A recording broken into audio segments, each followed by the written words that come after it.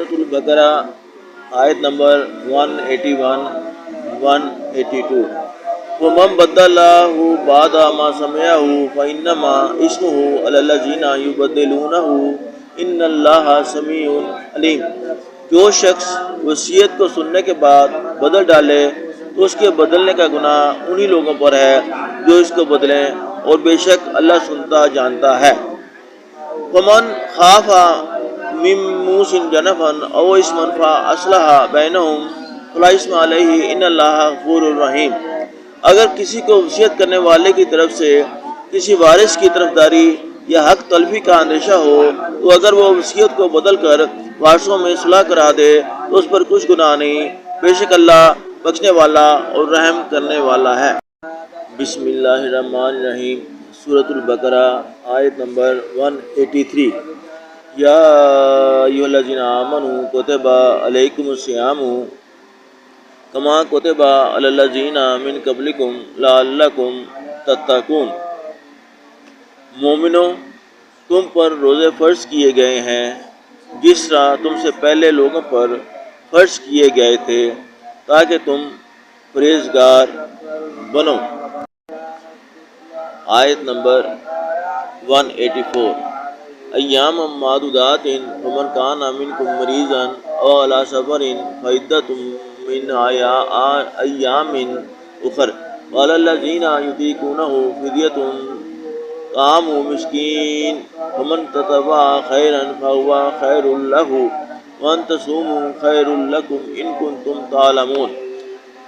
روزوں کے دن گنتی کے چند روز ہیں، تو جو شخص تم میں سے بیمار ہو یا سفر میں ہو تو دوسرے دنوں میں روزوں کا شمار پورا کر لے، اور جو لوگ روزہ رکھنے کی طاقت رکھیں لیکن رکھے نہیں وہ روزے کے بدلے محتاج کو کھانا کھلا دیں، اور جو کوئی شوق سے نیکی کرے تو اس کے حق میں زیادہ اچھا ہے، اور اگر سمجھو تو روزہ رکھنا ہی تمہارے حق میں بہتر ہے۔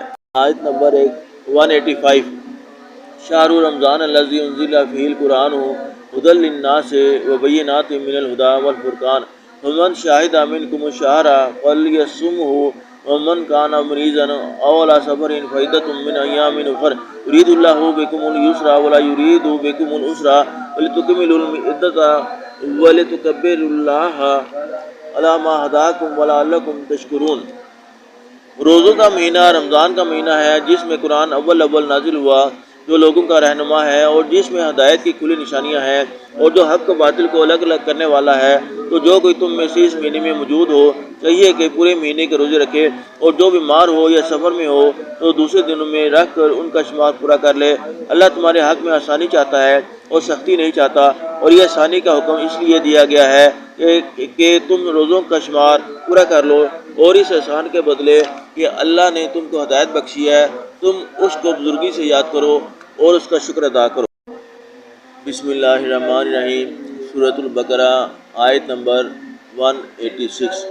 وَإِذَا سَأَلَكَ عِبَادِي أَنِّي فَإِنِّي قَرِيبٌ أُجِيبُ دَعْوَةَ الدَّاعِ إِذَا دَعَانِ فَلْيَسْتَجِیبُوا لِی وَلْیُؤْمِنُوا بِی لَعَلَّهُمْ یرشدون۔ اے پیغمبر، جب تم سے میرے بندے میرے بارے میں دریافت کریں تو کہہ دو کہ میں تو تمہارے پاس ہوں، جب کوئی پکارنے والا مجھے پکارتا ہے تو میں اس کی دعا قبول کرتا ہوں۔ تو ان کو چاہیے کہ میرے حکموں کو مانیں اور مجھ پر ایمان لائیں تاکہ نیک رستہ پائیں۔ بسم اللہ الرحمن الرحیم۔ سورۃ البقرہ آیت نمبر 187۔